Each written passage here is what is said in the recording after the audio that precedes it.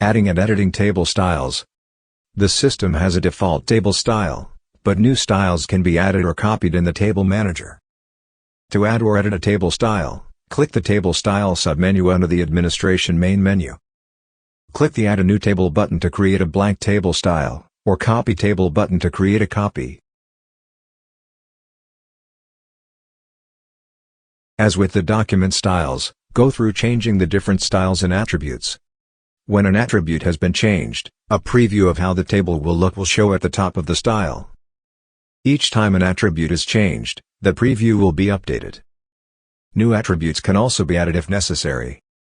Now we have added our table styles. Open a document that has a table. Click in the table to bring up the table properties, click the table style icon, and the different styles will be listed. The table can have a single style, or a combination of multiple styles applied.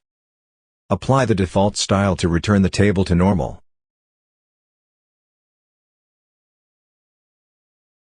As with the document styles, the table's style attributes can be removed individually, all attributes reset, or the style completely deleted.